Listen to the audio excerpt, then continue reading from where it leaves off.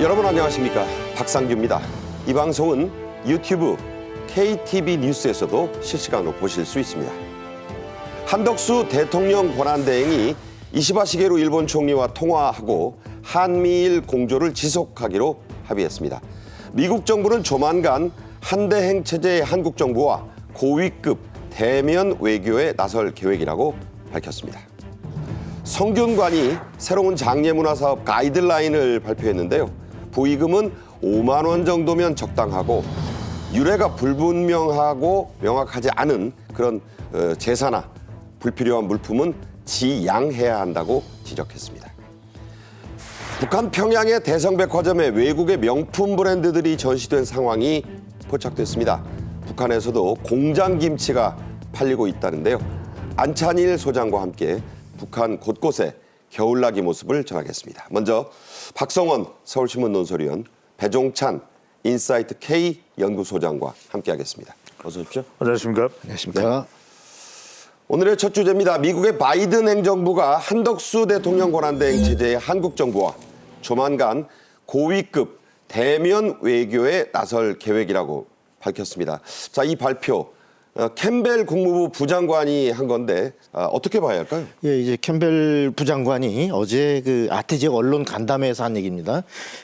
무엇보다도 한국이 그 계엄 이후에 미국에서 한미 간 핵 협의 그룹 또 각종 그 도상 연습 그다음에 미 국방장관의 방한이 줄줄이 연기되거나 보류되는 이런 사태 속에서 한미 관계에 뭔가 이상이 생기는 거 아니냐 이런 우려가 확산되고 있는 상황에서 미국은 그 한국이 일련의 헌법적 질서에 따라서 민주 절차에 따라서 과도적 과정을 관리해 나가고 있는데 한국 정부 자체에 대해서 힘을 실어주고 그 국정을 과도적으로 담당하고 있는 이 한 총리 한 대행에 대해서도 역시 힘을 실어주는 이러한 워딩으로 봐야 될 것 같습니다. 그래서 이제 캠벨은 이와 같은 맥락에서 그 한국의 고위급과 조만간 대면 이런 외교도 나설 계획이다라는 얘기를 했고 이와 관련해서는 조만간 양국의 외교장관이 상호 방문하거나 이런 형태로도 뭔가 취임식 트럼프 당선인의 취임식 이전이라도 그런 것이 가능하지 않겠느냐 이런 관측이 나오고 있습니다. 네, 워싱턴 DC의 아태 지역 언론인 간담회에서 현직 미국의 외교부 부장관이 한 얘기니까 상당히 무게가 있다고 봐야겠죠. 캠벨 부장관은 또 한덕수 대행에 대해서도 이 간담회에서 여러 가지 얘기를 했네요. 그렇습니다. 지지한다, 신뢰한다라는 신호를 보냈습니다. 캠벨 국무부 부장관은 한 대행이 3년간 추미대사를 일해서 잘 알려져 있다. 2019년부터 3년간 했죠. 오바마 정부 때입니다. 네. 그러니까 이제 지금 바이든 민주당 정부가 잘 알고 있다는 이야기가 될 테고요. 캠벨 부장관은 우리는 그의 과도적 역할을 전적으로 지지한다. 이런 신뢰도 보냈습니다. 캠벨 또 국무부 부장관은 또 한국에 대해서 상당히 또 잘 알고 있는 인사이기도 합니다. 깊은 한미 간의 관여 신호를 계속 보내기 위해서 최선을 다할 것이다. 일각에서 뭐 한미 간에 좀 불협화음이 있는 거 아니냐 네. 이런 의심을 할 수 있지만 전혀 그렇지가 않다라는 것도 분명히 하고 있습니다. 네, 계속해서 이 캠벨 부장관이 트럼프 2기의 미북 외교 또 북한의 이 과도기의 대남 도발 가능성 등에 대한 질문을 받고도 여러 가지 언급을 했네요. 예, 이제 그 캠벨 부장관은 그 트럼프 당선인이 최근에 김정은과 나는 일기 때 잘 지냈다. 라고 한 거를 아마 염두에 둔 것 같은데 계속 트럼프 당선인이 계속 북한과 김정은에 대해 매우 집중하고 있다라는 다소 우려 섞인 워딩을 했습니다. 이 얘기는 트럼프 당선인이 일기 때 2018, 19년에 또 싱가포르, 베트남에서의 두 차례 북미 정상회담을 통해서 뭔가 톱다운 방식으로 북핵 문제를 해결해 보려고 시도했던 그것을 다시 되풀이하는 그러면서 김정은과 북핵 문제를 쉽게 해결할 수 있을 것 같이 낙관을 너무 하는 거 아니냐 이런 데 대해서 좀 경계 우려를 하는 이런 취지가 담긴 것 같습니다. 그래서 캠벨은 뭐라 했냐면 러북 관계가 최근에 협력이 심화됐다. 다시 말해서 트럼프 당선인의 일기 때와는 북한이 상당히 고자세가 됐고 상당히 앞으로 도발적이고 우려되는 이런 행태로 네네. 나올 수 있기 때문에 지금 상황이 많이 달라졌다는 걸 염두에 둬야 된다. 이런 말하자면 조언을 하면서 미 정권 교체기에 북한의 도발 이런 것에 대해서 미국은 좌시하지 않고 분명하게 한국을 돕겠다는 메시지를 우리는 분명히 보내고 있다. 이런 것도 또 강조를 했습니다. 네. 이에 앞서서 한덕수 대행은 이시마 시게루 일본 총리와 통화를 했습니다. 바이든 대통령하고 며칠 전에 16분간 통화한 데 이은 그 통화인데요. 외교, 안보 얘기가 주 화제였다고요? 그렇습니다. 한일 관계가 그만큼 진전했기 때문에 그것이 유지될 수 있느냐, 지속될 수 있느냐가 중요할 텐데 바로 한덕수 권한대행이 19일 오전 9시 이시바 시게루 일본 총리와 통화를 나눴습니다. 내용은 그렇습니다. 외교 안보에 공백이 없을 것이다. 또 한일 관계의 안정적 유지, 발전을 위해서 노력을 할 것이다. 그러니까 상당히 좀 우려가 있는 것이 사실입니다. 그런 만큼 권한 대행 체제에서도 그대로 유지된다. 이런 부분들이 상당히 중요한 것이고요. 내년이 이제 한일 수교 국교 정상화 60주년이기 때문에 많은 행사들이 예정돼 있습니다. 네. 행사나 문화 교류가 있는데 그것도 예정대로 진행이 될 것이다라는 점도 분명히 했고요. 한일 또 한미일 협력이 중요하지 않겠습니까? 이 부분도 지속된다는 점도 서로 공감을 나눴습니다. 네. 자, 이제 한덕수 권한대행이 트럼프 당선인과 통화를 할 것인가, 또 만날 수 있는 가능성이 있는가, 이런 얘기가 나오니까 미국의 권위 있는 헤리티지 재단 연구원이 여기에 대한 분석을 내놨죠. 예, 그렇습니다. 이제 여기 우선 우리 총리실 고위 관계자가 자, 트럼프 당선인과 한 대행이 통화를 할 계획이 있느냐라고 물은 데 대해서 아직 구체적 계획이 없다라고 얘기했는데 아직이네요. 예, 그렇습니다. 근데 이와 관련해서 이제 미 싱크탱크의 싱크탱크인 헤리티지 재단의 브루스 클링러 선임 연구원은 뭐라고 분석했냐면 한 대행이 만일에 다자회의에 참석을 한다면 트럼프 당선인과 회동이 가능하겠지만 지금 당장의 트럼프 당선인의 방한이나 또는 한 대행의 방미 가능성은 크지 않다고 본다라고 얘기했는데 당연히 지금 취임을 전후한 트럼프 당선인은 각국의 주요 정상과의 정식 정상회담을 세팅하기에도 정말 틈이 없는 네. 이런 상황이기 때문에 어떤 과도적 단계로서의 국정을 담당하고 있는 한 대행과는 일단은 현재로서는 회동이 쉽진 않다 이렇게 보는 것 같습니다. 네. 자, 다음 주제로 가지요. 이제 곧 크리스마스, 그리고 그 전날인 크리스마스 이브가 이제 다음 주에 오는데요. 바로 그날, 오는 12월 24일 미국 뉴욕의 유명한 타임스퀘어의 전광판에 우리 배우죠. 얼마 전에 뭐 정년이라는 그 국극 드라마의 주연도 맡았던, 또 그 이전에 미스터 선샤인의 한복도 생각나시죠? 그 배우 김태리 씨가 한복을 입고 이 전광판에 등장한다. 대단한 얘기네요. 그렇습니다. 이제 한국이 홍보되고 또 우리 한국의 미를 선보일 수 있는 것이 바로 한복 아니겠습니까? 바로 배우 김태리 배우입니다. 상당히 지금 주목받고 화제가 되고 있는 배우죠. 24일 날 한복 입고 뉴욕 타임스퀘어 전광판에 등장을 합니다. 이른바 이제 저런 이제 자태가 소개된다는 거네요. 약간 그렇습니다. 퓨전 한복 같은데. 그렇습니다. 매우 아름답고요. 또 우리의 이 한복 패션의 미가 고스란히 이제 전달이 될 예정이죠. 잡지 하부의 모습도 보이고 있는데 문화관광부는 한복 웨이브 사업을 통해서 배우 김태리 한복을 제작을 했고요. 2022년에는 해마다 되고 있습니다. 김연아 선수, 또 작년에는 바로 수지, 미스 A 출신. 가수이자 그렇습니다. 배우인 수지. 그리고 2024년 올해는 바로 이제 김태리 배우가 뉴욕 스퀘어 전광판을 장식하게 되는데 뉴욕뿐만 아닙니다. 유럽으로 가보겠습니다. 파리 스타디움 23일부터 29일까지 이 꼬마르탱 대형 전광판에도 그대로 장면이 재현되고요. 그러니까 같은 내용의 그 김태리 씨 모습이 파리에서도 23일부터 공개된다 이런 그렇습니다. 또 우리 국민들께 안 보여드리면 서운하죠. 바로 광화문에 있는 대한민국 역사박물관에서도 더 길게 23일부터 31일까지 공개되니까 여러분들 나들이 나가실 때 꼭 챙겨서 보시면 좋겠습니다. 그러니까 이제 타임스퀘어 안 가셔도 그런 모습을 우리나라에서도 볼 수 있다. 그럼요. 네. 자, 그러나 이 뉴욕의 타임스퀘어가 참 중요한 겁니다. 불과 몇 초짜리 광고도 때로는 수십억 원에 이른다는 세계 최고의 광고 전시장으로도 유명한데요. 강남스타일의 싸이, BTS의 정국 등이 이곳에서 공연해서 큰 화제가 됐었죠. 이 타임스퀘어는 세계의 경제 수도라는 미국 뉴욕의 그 심장으로 불립니다. 엄청난 보행자, 해마다 수천만 명의 관광객들이 이곳을 찾죠. 예, 그렇습니다. 이 말씀하신 것처럼 이게 이제 브로드웨이 극장가의 불빛이 환하게 빛나는 이곳에 자리 잡고 있는 그야말로 뉴욕의 중심지이자 세계 광고 상업 광고의 중심지라고 할 수 있습니다. 바로 그래서 일명 그 세계에서 가장 붐비는 교차로다 이런 네. 별명을 갖고 있기도 하고 세계의 교차로, 뭐 우주의 중심. 불야성의 거리 이런 수식어가 참 많이 붙는데요.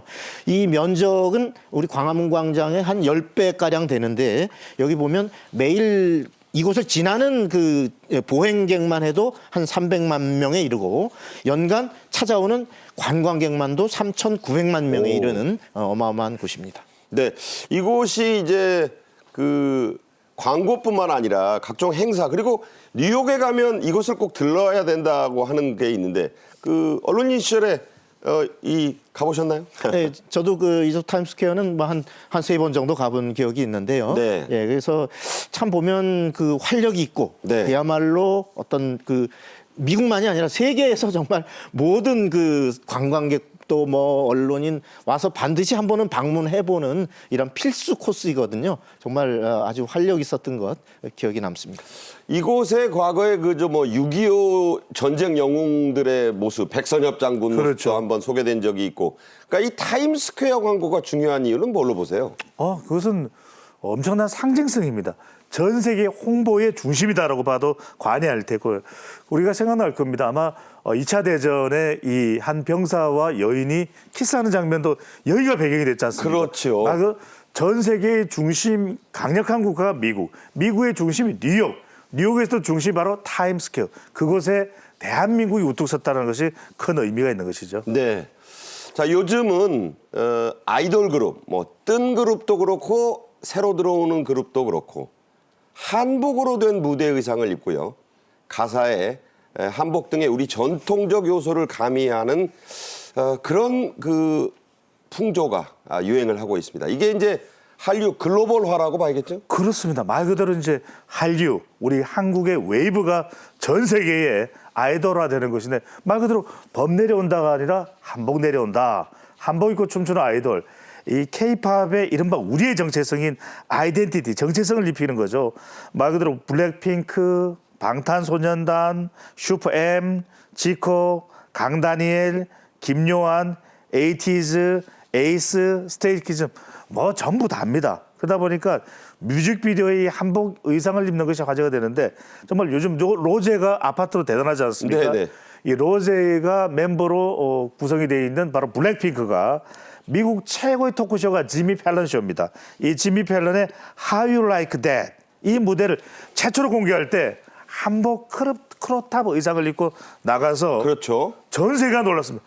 아니 이렇게 아름다운 옷이 또 방금 얼마 전에 또 로제가 다시 나가서 아파트를 열창하지 않았습니까? 네네. 바로 트럼프 당선인도 나왔던 그 세계 최고의 토크쇼 지미 팰런 쇼에 바로 우리 한복이 조명을 받았다는 거 중요한데 말씀드렸던 이 한복은 재디자인입니다. 그러니까 그냥 고전적인 한복이 아니라 여기에 다시 한번 디자인이 한 번 더 리터치가 돼서 네. 더 빛나는 더 아름다운 그런 의상이 되는 것이죠. 그렇군요. 문화체육관광부가요. 지난 8월에 열었던 한복 상점이라는 게 있습니다. 이게 물론 가게가 아니고요. 하나의 문화의 장, 판매도 물론 했습니다. 여기에 외국인 관광객들의 발길이 끊이지 않았다고 했는데요. 그 장면 함께 보겠습니다.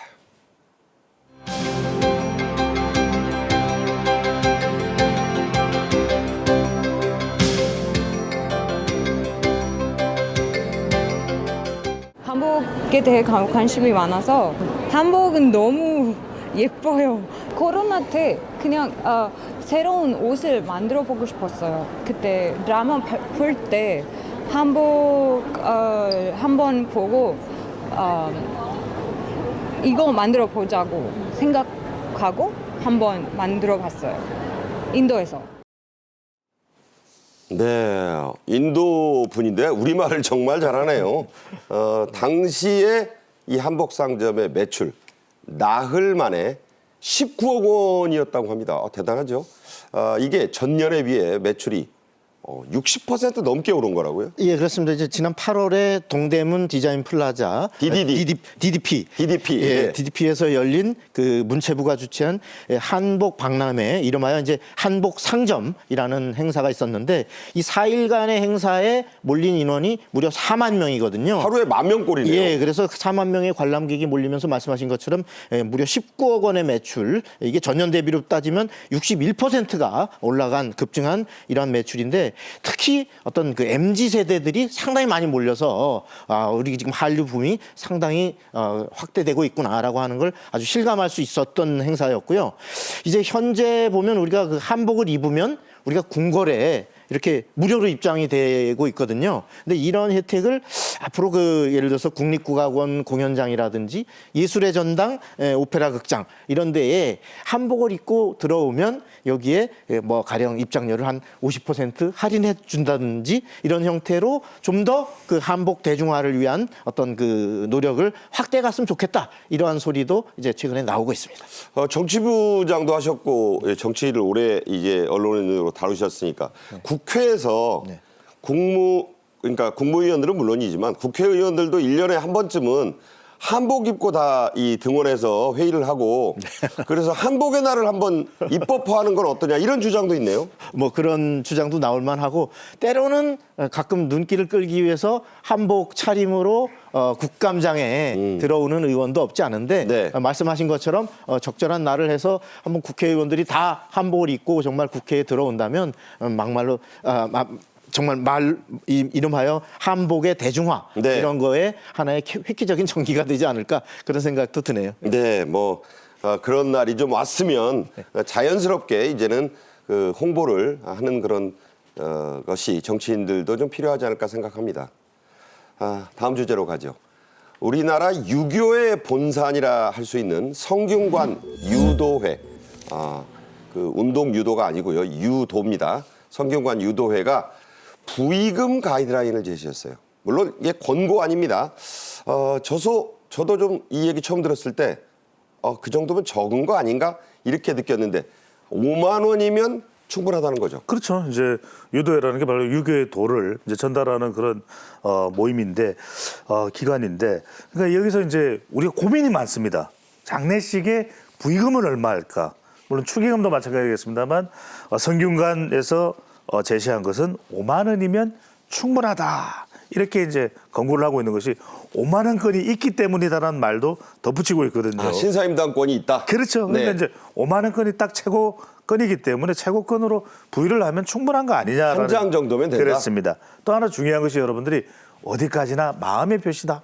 위로의 마음 아니겠습니까? 이게 그러니까 부의가 마음을 전한다는 거예요. 그렇죠. 이런 거 이제 부담스러워하고 아이고 좀 신경이 쓰이는데 하시는 분들 많은데, 이번에 조금 마음을 좀 놓으셔도 될 것 같아요. 성균관 유도회에서 부의금은 5만 원을 권고하고 있습니다. 네. 이 보통 상가에 가보면 신주라는 게 있잖아요. 그 써서 현고 학생 부분 뭐 이런 거, 이것도 있고 또 영정 사진도 있고 하는 분들이 많습니다. 그런데 유도회는 이것도 둘 중 하나만 넣으면 된다, 이렇게 권고했네요. 예, 그렇습니다. 지금 말씀하신 것처럼 이제 그 고인의 이름을 이렇게 써놓은 그 나무패, 이 신주가 과거에는 어떤 고인의 영혼을 모시는 하나의 그 상징적인 이런 그 제의였다면은, 이제 사진 기술이 많이 발달하면서 우리가 영상으로 고인의 영정을 잘 이렇게 모시면서 우리가 추모를 할 수 있게 됐기 때문에 굳이 이 두 개를 다 병행하지 않고 하나만 하는 것으로 간소화할 필요가 있겠다. 이것이 이제 유도의 권고입니다. 박 의원께서 생각해 볼 때는 어느 게 더 시대에 맞다고 보십니까? 영정이냐 신주냐? 뭐 둘 다 나름 상징의 의미가 있습니다만, 아무래도 지금은 우리가 영상 시대고 또 많은 분들이 직접 어떤 그 생전의 고인의 모습을 보면서 추모하는 것이 보다 더 좀 이렇게 마음에 와닿지 않을까 해서 되고 또 뭐 더 정성을 들인다면 뭐 신주를 같이 모시는 것도 나쁘진 않다고 봅니다. 네. 또 이 전통 상례와 무관한 관행들은 좀 지양, 그러니까 없애는 쪽으로 가야 한다고 지적을 했습니다. 그렇다면 유도회가 지적한 이 지양해야 하는 그런 관행들 어떤 게 있습니까? 그렇습니다. 지양이라는 것은 굳이 안 해도 되는 것은 또 이것은 또 하지 말아야 되는 것이고 반대로 사진 신주 이야기가 나오는데 요즘에는 뭐 일반적인 그런 사진을 가져가도 얼마든지 장례식장에서 영정 사진으로 걸 수 있을 만한 그런 사진으로 만들어 주거든요. 이건 또 시대의 변화를 또 반영하는 것이 되겠습니다. 성균관 유도에서는요, 유래가 불명확한 제사나 또 물품, 상품처럼 등장하는 것은 좀 지양하자, 하지 말자 이런 얘기를 하고 있습니다.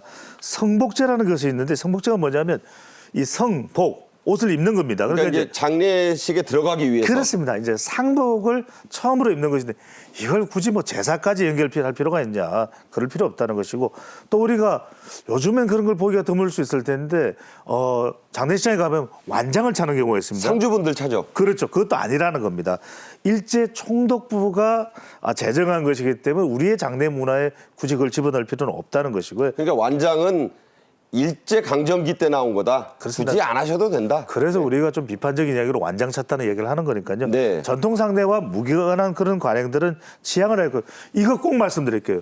많이 고민하는 것이 꽃장식입니다. 재단의 꽃장식도 적당히 그냥 고인의 이 품위와 위로에 크게 손상되지 막 너무 화려하게 너무 큰 비용을 들여서 꽃값이 저도 뭐 부모님 상례를 치러봤는데 엄청나요. 그렇습니다. 그럴 필요는 없을 것 같고 말 그대로 고인에 대한 위로 또 오신 조문객들이 뭐 이 정도면 큰 문제 없다. 그 정도면 적당하다라는 이야기도 성균관 유도에서 제시하고 있습니다. 네, 실제로 평균 장례 비용이 1,000만 원이 훌쩍 넘는 경우가 아주 많습니다. 뭐 이 비싼 데는 수천만 원씩 해요. 그래서 요즘은 빈소를 차리지 않고 장례를 치르는 분들이 늘어나고 있다는데, 자, 이 경우는 어떻습니까?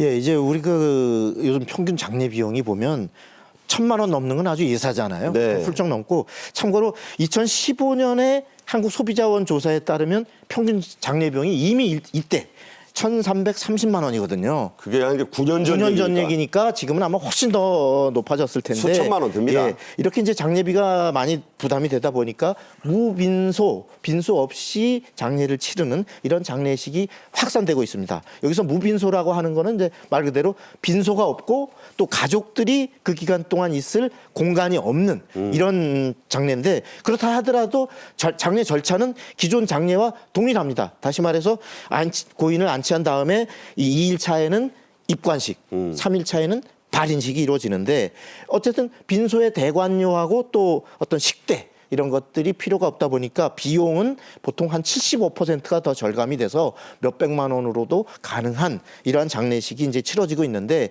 이 사실 무빈소 장례식이 확산된 결정적인 계기는 얼마 전에 있었던 코로나19. 네. 코로나19에서는 빈소를 차릴 수가 없었잖아요. 이렇게 해서 이제 대폭 확대가 되면서 차제에 가족끼리 조용히 장례를 치르는 것도 나쁘지 않다. 이러한 장례 문화가 확산이 돼가지고 상주업계에 따르면 그전에는 보통 100명 중에 무빈소 장례식이 보통 무연고자나 이런 경우에 주로 한해서 그래서 한 100명 중에 1명 정도였는데 최근에는 한 30%. 오, 많이 늘었네요. 무려 3할 가까운 숫자가 이 무빈소 장례식으로 치러지고 있다. 이렇게 전하고 있습니다. 네, 장례 문화 간소화에 대해서도 말씀을 드렸습니다. 배종찬 소장님과는 여기서 인사드리겠습니다. 고맙습니다. 고맙습니다. 우리 드라마나 영화에도 등장하는 곳이 있습니다. 평양의 대성백화점이죠. 유명한 사랑의 불시착에 실제로 나온 적이 있습니다. 물론 무대였죠. 여기에 샤넬 화장품, 나이키, 아디다스, SK2 이런 상품들이 등장했습니다. 대체 어떻게 들어간 걸까요? 또 북한에도 공장김치가 있다고 합니다. 겨울을 맞은 지금 북한의 이모저모를 살펴보겠습니다. 먼저 영상 보겠습니다.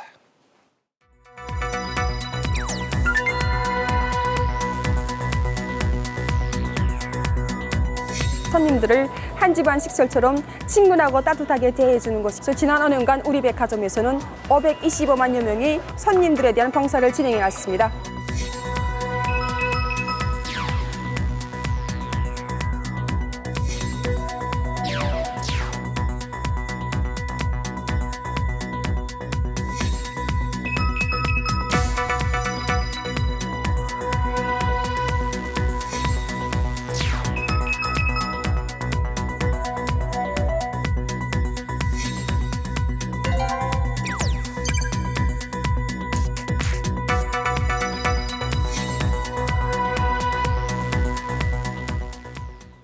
이번 주제에는 안찬일 세계 북한연구센터 소장님도 함께 하시겠습니다. 어서 오십시오. 안녕하십니까. 자, 북한, 그것도 평양에 있는 이 대상백화점의 모습이 중국인 유학생을 통해서 이렇게 흘러나왔어요. 그 안을 찍어서 이제 가지고 나온 겁니다. 이 대상백화점, 우리나라로 치면은 어디와 비교될 수 있는 그런 백화점인가요? 네, 평양 시내에는 이제 3대 그 쇼핑센터가 있는데 제1백화점, 낙원백화점, 대성백화점입니다. 근데 이 대성백화점은 뭐 좀 이제 쭉 화면에 나왔습니다만은 어떻게 보면 좀 면세점, 우리 면세점하고 비슷하게 일반인들이 접근할 수 없는 외국 브랜드가 들어와 있으니까 그래서 이제 그 지역도 대동강구역 청료동에 자리 잡고 있는데 여기에는 이제 북한 그 말하자면은 노동당이나 군부에 있던 엘리트들이 퇴직하면 여기에 삽니다. 그러다 보니까 이 백화점이 여기 자리 잡았고 또 이 백화점의 운영 주체가 노동당 39호실입니다. 태영호 전 의원이 그 썼던 책에도 나오는 책에 나오고 그 39호 실장하던 전일춘 씨의 딸과 사위가 대한민국에 망명해 오지 않았습니까? 그렇네요. 그래서 잘 알려진 그 대동강 구역에 자리 잡고 있습니다. 그러니까 그 사랑의 불시착 드라마에도 평양의 유명 백화점 딸이 그 등장을 하거든요. 그러니까 그런 내용이 뭐 대성백화점 같은 곳을 주제로 했다고 볼 수 있는 건가요? 그렇죠. 대성백화점에 아무래도 평양의 귀족들이 많이 드나들고 쇼핑하고 그러다 보니까 그걸 아마 배경으로 사용했을 것입니다. 네. 자, 북한의 이 대성백화점 어떤 분위기인지요. 좀 더 자세히 보여드릴게요. 영상 보시겠습니다. 네, 겉으로 봐서는 우리 서울 어디 있는 것 같은 외양이에요. 지금 안쪽의 모습을 보고 계신데 상당히 뭐 손님들도 꽤 부티가 나 보입니다. 그래서 이렇게 저기가 이제 저 뒤에 있는 인공기 아니면 잘 모르겠어요. 못 매대라고 하고 느낌은 그냥 여느 백화점처럼 또 밝고 좀 화사한 느낌을 주고 있습니다. 네. 자, 이 영상에서는 북한산 제품만 보였는데 이번에 그 공개된 유출이 돼서 나온 사진 속에는 해외 수입품들이 그대로 공개가 됐습니다. 자, 어떤 것들이 나왔죠? 예, 이제 이 중국인 유학생들이 찍어서 올린 SNS에 보면은 대성백화점의 그 화장품 코너에는 우리가 그 샤넬, 그다음에 SK2 이런 그 고급 화장품들이 보이고 그다음에 식품관에는 발렌타인 12년, 뭐 17년산 이러한 그 고급 술 코너에 이런 것들이 있고 또 일본산 담배 세븐스타 또 쌓여 있는 게 이제 보입니다. 그리고 스포츠 코너에는 아디다스, 나이키 이러한 그 명품으로 분류되는 이러한 그 스포츠 제품들도 전시가 돼 있는 게 보이고 있습니다. 그렇다면은 뭐 우리나라 면세점 모습하고 크게 안 다른 거네요. 그렇죠. 제품만 보다 보면 여기가 평양 맞나 이런 생각이 들 정도인 것 같습니다. 네. 자, 이런 제품들 과연 어떻게 이 대성백화점에 들어올 수 있는가? 그냥 단순히 전시만 하지 않고 판다는 얘기니까요. 물량이 꽤 된다는 거 아니겠습니까? 자, 어떻게 봐야 될까요?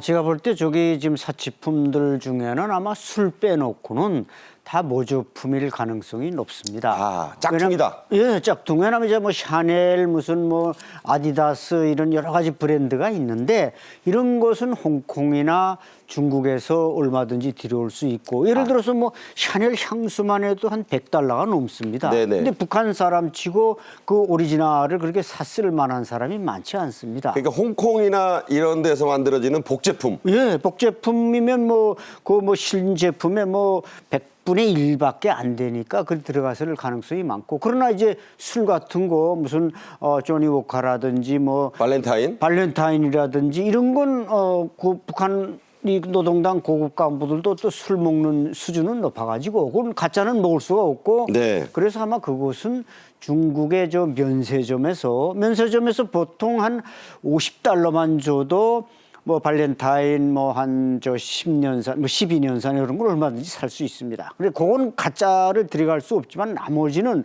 그러니까 이 북한의 이런 브랜드가 대성 백화점에서 팔린다는 건 그만큼 수요가 있다는 것입니다. 그러네요. 그러니까 북한의 귀족들이 노동당 전직 간부들이 뭔가 폼재기 위해서 대성 백화점에 드나들다 보니까 그 몰래 들여다가 이렇게 해서 이게 다 유엔과 이게 제재받는 물품들입니다. 그렇지만 그 특권층들이 그걸 자꾸 살라고 그러니까 북한 당국이 39호실에서 그거 갖다 팔아야 또 외화 통치 자금이 나오지 않습니까?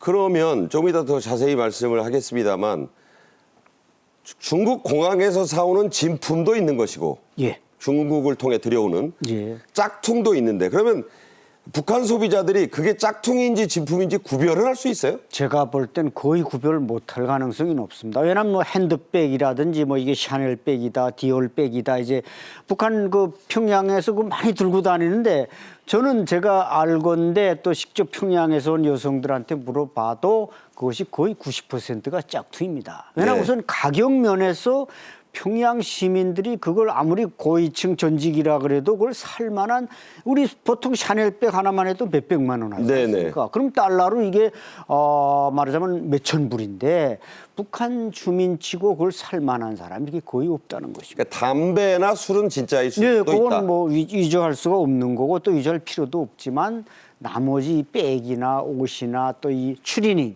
이거 아디다스 뭐 쫙 쓴 거 북한에서도 입고 나가면 폼 잡는데 네. 그거는 다 짝퉁이라고 봅니다. 네, 그렇군요.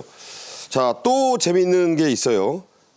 북한에도 명품 짝퉁만 있는 게 아니고 새우깡, 초코파이 이런 거에 대한 모조품도 있다고 하네요. 예. 지금 이제 지난달에 그 조선중앙통신이 보도를 한 그 평양 옥류 전시관에서 진행됐던 가을철 피복 전시회라는 이런 그 행사에서 보도가 된 걸 보면 그 진짜 북한이 명품 베끼기가 거의 일상화된 것 같아요. 그래서 그 우리가 몽블랑 그 독일의 유명한 명품 브랜드 있지 않습니까? 이 몽블랑 가방과 거의 흡사한 이러한 그 가방이 지금 화면에 이제 보이고 있는데, 네, 저거예요. 예, 그 별 모양의 로고, 그다음에 손잡이를 보면 거의 그대로 갖다가 그냥 카피를 뜬. 우리나라도 뭐 A급 짝퉁, B급 짝퉁 있잖아요. 그렇습니다. 거의 그대로 그 복제한 듯한 이런 그 가방이 이렇게 전시돼 있고 또 지난 5월에도 의류 특화 전시회라는 게 있었는데 여기에 보면 루이비통을 그대로 베낀 듯한 역시 가방이 이렇게 선보이기도 했습니다. 루이비통은 우리나라에서 3초백이라고 불립니다. 그렇습니다. 3초마다 하나씩 짝퉁 만난다고. 예, 그리고 이제 아까 앵커께서 말씀하신 그 우리 새우깡, 초코파이 이런 것을 그대로 본뜬 듯한 모조품도 이렇게 그 전시가 버젓이 되는 이런 경우들이 많이 보이는데요. 무엇보다도 이렇게 만약에 다른 나라에서 이런 것들이 이렇게 버젓이 이렇게 나온다면 당연히 엄청난 거액의 손해배상 청구 소송이 들어갔겠죠. 그런데 북한은 이제 외국인 출입을 철저히 통제를 하다 보니까 어떤 피해 업체들이 실태 조사를 할 수 있도록 실제로 입국하는 것이 어렵고 또 그렇다 보니까 어떤 그 손해배상 청구가 사실상 제대로 이루어지지 못하고 있다 이런 얘기입니다. 그들만의 리그군요. 제가 궁금한 거 하나 여쭤볼게요. 새우깡이나 초코파이는 개성공단 빼놓고는 진품을 먹어본 사람이 초코파이는 없을 텐데 네. 모조품 새우깡 초코파이 맛은 도대체 어떨 거라고 예상하십니까? 뭐 진짜 우리 대한민국에서 만드는 것에 비해서 아마 그 맛이 20%도 못 쫓아가지 않을까. 네. 왜냐하면 이제 초코파이 개성공단에서 나눠주면 그걸 개성시내 가서 팔았을 때 또 평양시내까지 올라가서 충청강 건너갈 때마다 가격이 북한 돈으로 몇천 원씩 붙는 겁니다. 네. 그만큼 인기가 있고 맛있으니까 보관도 잘 되지 않습니까? 네. 그러나 북한에서 그걸 번따서 흉내를 내려고 해도 도저히 흉내를 낼 수가 없습니다. 그러니까 이름만 초코파이고 새우깡이지 그렇죠. 품질은 형편없을 것이다. 네, 당연합니다. 네. 자, 한편 북한에도요. 블루투스 시계, 우리로 치면은 스마트워치라는 게 있다고 합니다. 이거는 이제 진짜라는 거예요. 그런데 이게 곳에 따라 이게 좋다 나쁘다 반응이 엇갈린다. 이거 무슨 얘기입니까? 네, 평양 시내에서 좀 북한의 이제 귀족들 뭐 부인들이 이제 그 블루투스 시계, 스마트 시계를 차고 다니는데 이게 사실 뭐 실용도 면에서도 우리 대한민국에서도 뭐 그 차는 분도 있고 안 차는 분도 있지만 우리 저 이동통신이 너무 발달해서 사실 저는 그걸 한 번도 차본 적이 없습니다. 그러니까 저게 지금 저희가 구별해 봤을 때 예. 저게 스마트 시계로 보인다는 거예요, 전부 다. 네. 네. 근데 저거 북한은 아직도 이동통신이든 노트북이든 뭐 카메라든 이걸 이제 폼으로 차는 경우가 많고 그래서 저 기능성 외에 그냥 뭐 여성들인 경우 뭐 색깔이 아름답다. 그래서 뭐 발그스레하다든지 좀 이런 색깔로 해서 선호도가 높고 그러나 이제 이 충전 문제가 또 제기되니까. 그러니까 블루투스는 예. 충전기가 있어야 되는데 북한이 그렇게 옮겨 다니면서 충전할 수 있어요? 절대 없습니다. 뭐 우리는 뭐 지하철이든 뭐 비행기든 어디서 충전기만 있으면 충전이 되는데 북한은 그 충전이 잘 안 되니까 그래서 뭐 함경북도에 말하자면 그 어떤 사람은 아침에 출근해서 저녁 때까지 일하다가 들어가는데 그게 블루투스 시계가 뭔 소용이 있느냐. 네. 그리고 그건 오히려 당국에서 이 감시하기 위해서 왜냐하면 여기에 뭐가 많이 나오니까 그렇죠. 감시용으로 이거 쓰기 때문에 난 무서워서 그걸 안 쓴다 이렇게 말할 정도로 아직 대중화되지는 못했습니다. 네. 자, 북한의 김장 얘기를 좀 해볼게요. 겨울 김장이 아주 중요합니다. 땔감과 함께. 지난번에 땔감 말씀드렸는데, 자, 북한 주민들도 김장을 해 먹습니다, 물론. 그런데 요즘은 공장 김치가 좀 있다고 하고요. 특히 중국산 재료를 꺼린다. 이건 남북한이 똑같네요. 네, 북한에는 어떻게 보면 이게 농산물 중에서 유기농이 좀 강한 편입니다. 화학 비료가 없으니까. 네. 그냥 퇴비 같은 걸로 생산해서 어떻게 보면 배추나 뭐 고추나 이 맛이 좋습니다. 그런데 중국에서 들어오는 건 이제 질보다 양을 위주로 해서 들어오고 또 가격도 이제 싸다 보니까 그래서 이제 북한 주민들은 오히려 이 중국 거는 좀 꺼리고 네. 자기네 것은 이제 좋아하는 이건 뭐 주체 사상 논리에 따라서가 아니라 입맛은 주체 사상이 없죠. 예, 네. 맞습니다. 그래서 그런데 이제 북한 주민들인 경우는 이게 말하자면 그 연말 겨울의 식량은 김장입니다. 네. 다른 반찬은 없고. 뭐 그렇죠. 예, 그래서 그런데 이제 배추가 북한 배추는 우리나라 배추의 한 3분의 1에도 못 미치는 크기가 작아요? 왜소합니다. 네. 그래서 이제 이런 양념 재료도 문제지만 배추도 부족하고 그래서 상당히 북한 주민들은 가을에도 이제 김장 전투라고 하고 네. 아까 김장 공장이라고 말씀하셨는데 네. 북한은 닭 키우는데도 닭 공장, 돼지 키우는데도 돼지 공장. 그럼 뭐 매기 공장. 네, 매기 공장, 그다음에 김장 공장. 그건 뭐 공장으로 이렇게 만들어서 판매를 하다 보니까 김정은 위원장이 또 각도별로 뭐 김장 공장 만들라 이렇게 지시하면 또 숫자 채워야 되니까 네. 이렇게 하지 실제 농촌 주민들은 다 집에서 해 먹습니다. 그렇군요. 자, 북한 주민들도 김장 재료의 원산지를 구분한다고 합니다. 어떻게 알려져 있죠? 구분법이? 이제 그 북한은 뭐 아시다시피 원산지 구분하는 시스템이 상당히 미흡하죠. 그렇기 때문에 그리고 이제 과자나 빵, 뭐 담배 이런 것 같은 그 생산품의 포장지에는 어떤 생산지의 전화번호나 상품의 원재료 등은 기입이 돼 있지만 네. 그 식재료의 원산지, 예, 다시 말해 가령 이제 빵의 원료인 밀가루나 설탕 이게 어디서 나온 거다라고 하는 이 식재료의 원산지 표시가 없기 때문에 결국은 소비자들이 육안으로 보고 판단할 수밖에 없다 그럽니다. 그래서 이 가령 이제 고춧가루 아까 나왔는데 고춧가루만 해도 북한산 고춧가루에다가 중국산을 섞어서 이거 국산이다 이렇게 이제 비싸게 판매를 하다 보니까 그 판매자와 구매자 간에 상당한 다툼도 자주 일어나고 이런 상황이라고 합니다. 네. 자, 남한이나 북한이나 김치 없이 밥 못 먹는 건 똑같다고 하네요. 우리 김치와 미묘하게 좀 다르다고 합니다. 영상 보시죠. 그래서 오늘 제가 준비했습니다. 북한의 김치인데요. 여기서부터 배추김치, 여기 명태깍두기, 여기는 가자미 식혜예요. 조금 옅죠. 이렇게 색깔이 확실히 옅습니다. 맛을 보도록 할게요.